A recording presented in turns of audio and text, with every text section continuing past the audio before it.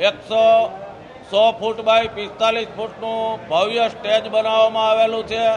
24 ખંડોમાં વિભાજિત અલગ અલગ બેઠક વ્યવસ્થા આવનારા ભક્તોને ધ્યાનમાં રાખી કોઈને કંઈ અગવડતા ન પડે એને અનુલક્ષીને બેઠક વ્યવસ્થા કરવામાં આવેલી છે।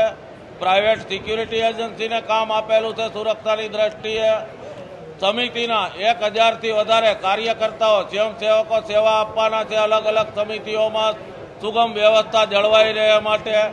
અને આવતીકાલે 4 તારીખે સાંજે 6 થી 7 વાગે રાજકોટના અલગ અલગ ઝોનમાં 12 જેટલી કળશ યાત્રાઓ સનાતન સેતુ હનુમંત કથાના આગમનને પગલે રાખવામાં આવેલી છે।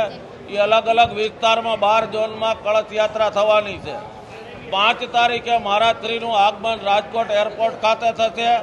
ત્યાંથી બોમ્બે સુપરસીટ કુવાડવા ખાતે સ્વાગતનો કાર્યક્રમ છે। ગ્રીનલેન્ડ ચોકડી ખાતે સ્વાગત થશે। ડીમાર્ટ કુવાડવા રોડ શિવશક્તિ હોટલ પાસે સ્વાગત પોઈન્ટ છે। રણછોડદાસજી આશ્રમવાળા ચોકમાં છે। ડિલક્સ ચોકે સુભાષચંદ્ર નેતાજી બોઝની પ્રતિમાને મહારાજશ્રી દ્વારા ફૂલહાર અર્પણ કરવામાં આવશે।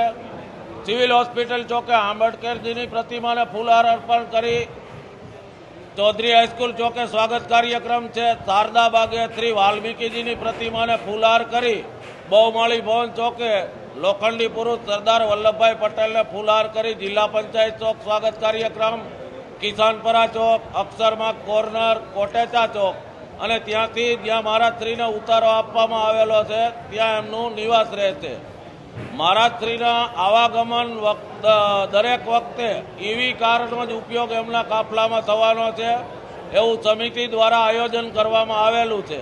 અને આપના મીડિયાના માધ્યમથી હું સર્વે ભક્તોને પણ અપીલ કરું છું કે શક્ય ત્યાં સુધી સીએનજી અને ઈવી વાહનનો ઉપયોગ કરી અગર તો કોર્પોરેશન દ્વારા આજે જે રૂટ જાહેર કરવામાં આવે કથા સ્થળે આવવા માટેનો એનો માસ ટ્રાન્સપોર્ટેશનનો વધુમાં વધુ ઉપયોગ કરી જે અત્યારે વૈશ્વિક પરિસ્થિતિ છે એમાંથી આપણે સુગમ રસ્તો કાઢી આપણા ધર્મનું રક્ષણ કરવા, ધર્મનું જ્ઞાન લેવા અને શ્રદ્ધા વિશ્વાસથી સૌ આ સનાતન સેતુ હનુમંત કથામાં જોડાય એવી સર્વ ભક્તોને અપીલ છે।